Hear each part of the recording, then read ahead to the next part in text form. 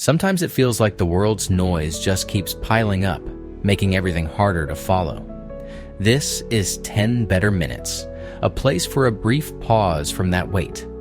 Each episode shares a few recent stories from real life that offer a steadier view, ones that do not deny the difficult parts, but remind us there is more going on than just what is loudest. Today, we will hear about someone entrusting land for the sake of nature and a quiet act of courage in the middle of danger. But first, I want to begin with a story about a simple kindness involving free ice cream and a small moment that grew beyond itself. On hot summer days in Gardner, Massachusetts, Madison Silvagnoli runs Maddie's Ice Cream and More, and she is the kind of person who notices who is standing closest to the truck.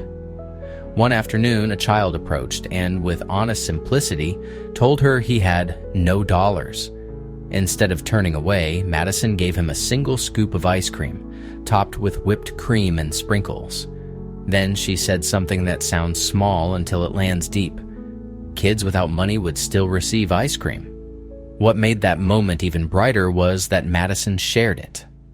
Her viral video on Instagram was viewed about 9 million times. And what happened next was a wave of people choosing to be part of the kindness. Donations began pouring in, and Madison created the No More Tears Fund, dedicated to keeping free ice cream giveaways going for other children. She even launched merchandise with proceeds supporting those same treat handouts. It is a sweet reminder that trust can spread. One cup of ice cream offered without conditions became a community promise. And every time someone donates or volunteers to make sure a child hears, "You still get your treat," the message grows stronger. Kindness does not run out. It multiplies. Sometimes confidence does not arrive in a big, dramatic moment. It grows week by week, with people who understand exactly what you are carrying into the pool. Swim Sista. Swim started in Nottingham, United Kingdom, as a women-centered 10-week swimming course led by founder Carol Burrell. The idea is simple, but it matters so much. Each participant can learn at her own pace, in a community space where you are not bracing yourself to be watched. Stephanie McKenzie learned to swim as a child and now teaches, yet she still feels doubt when she is alone in public pools. Janet Rose joined the first cohort and brought her own challenges with balance. And what you hear again and again is how shared room changes the feeling of water. In that class, they talk through worries, even practical ones like finding a swimming cap that fits and seals, and they swap myths for real stories about what it takes to get comfortable. What I love is how the confidence keeps expanding. After the pool, they did rowing and paddle boating, and then they even showed up for a dragon boat race, finishing second. That is when you can see the shift from thinking swimming is out of reach to realizing it opens doors on the city waterways. And there is a ripple effect beyond the women in the program, too. Carol later launched Mandem Swim for Black men, because that same sense of belonging should not be limited. Sometimes the strongest proof of trust in people shows up in the middle of an ordinary street when someone decides to act right away. On May 1st in Hickson, Officer Rogers of the Chattanooga Police Department was the first on scene at an apartment fire. Residents nearby could see flames near the entrance, and they were saying urgently that people were still inside. In that moment, the job became less about procedure and more about people. Smoke filled the building, and Officer Rogers rushed in to help guide everyone out. Body camera footage shows him carrying 4-year-old Marlo Blaylock to safety before firefighters arrived. Her mother, Rachel Blaylock, followed with her 10-year-old child, Charles, as others moved in behind them. While waiting for the professionals, Officer Rogers also tried to push back the flames with a fire extinguisher, doing what he could with the tools he had. The inspiring part is not only that everyone made it out, but that no one waited for hope. The mother and both children were taken to safety and no injuries were reported. And even with the reminder that police officers are not specifically trained as firefighters, The footage captures something we can all recognize.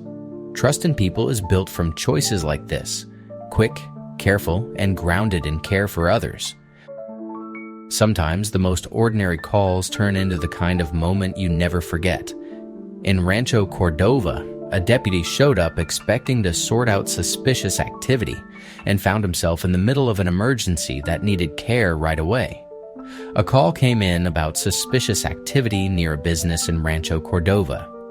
Deputy Foster Tracy arrived and described it as routine at first, but he quickly realized the situation was not routine at all. According to reporting from CBS News, the woman had been begging for help for hours. Her words were urgent, and time was running out in a way that could not be fixed by waiting. Tracy called for medical backup, but he did not stay only in the waiting. When he began helping, he could already see that the baby was close. The baby's head was out, and then Tracy's partner arrived moments later to assist as things unfolded quickly. Even with the rapid pace, the focus stayed on the basics of what needed to happen next. The umbilical cord was wrapped around the baby's neck, and that detail made the moment feel impossibly tight. Yet the team kept working, and soon both the mother and newborn were taken to the hospital. The outcome was what hope looks like in real life. The baby was described as purple and blue, but the mother and baby recovered, and they both had the chance to rest and heal. It is a reminder that when people respond with steady hands and clear priorities, help can arrive exactly when it is needed most. When a person plans for the land to outlast them, it can feel like a quiet kind of faith. This is a story about choosing protection, not just for today, but for whatever comes next. Gary Verbrugge, a 72-year-old man living alone in Washington, made a decision that turned his long stewardship into something lasting.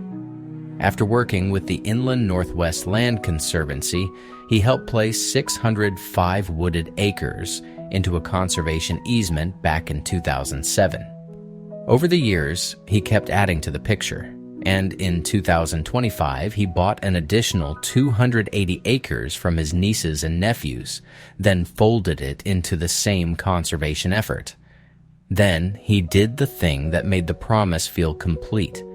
He donated his land to the Kalispel Indian tribe, so the river corridor and forest remain in a natural state, cared for with the responsibility of inheriting it.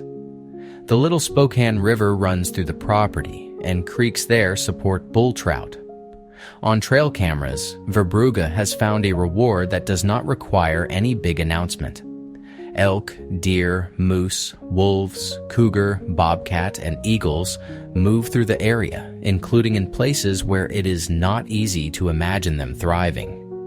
He said the meaningful comfort is knowing wildlife can live where it is not scared, and that his time with the land becomes a home for life that keeps going. As always, I have a practical little reset for you, one that helps your mind loosen its grip so you can feel more present and more open to joy. Here is today's tip: naming what you feel so it stops taking up the whole room. Maybe you know the feeling. It shows up as a tight chest, a jumpy stomach, or that restless urge to keep scrolling, keep talking, keep moving. And while you try to push it away, it grows louder, like it has to manage everything for you. So try this instead. Pick one simple sentence and say it out loud, even if it is quiet. Something like, "I am feeling disappointed," or "I am feeling nervous about what comes next," or "This feels like pressure." The point is not to judge yourself for it. The point is to recognize it and give it a name that fits. When you name the feeling, you move it from background noise into something you can actually hold. It becomes information, not a takeover. You might still be sad. You might still be unsettled, but the room gets bigger and you get to choose what happens next. Well, friends, we have reached the end of this episode of 10 Better Minutes. Thanks for spending a few minutes with me today and for letting yourself hear something steadier than the usual noise. The point, I think, is simple.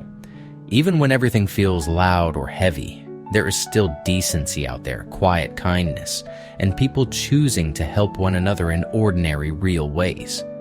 If you want a fresh handful of good news to come back to each day, please follow or subscribe so you do not have to search for it. And if you have a link to a good story or something positive happening in your local community, drop it in the comments. This is Ian Rhodes with 10 Better Minutes. Take care, and I will see you tomorrow.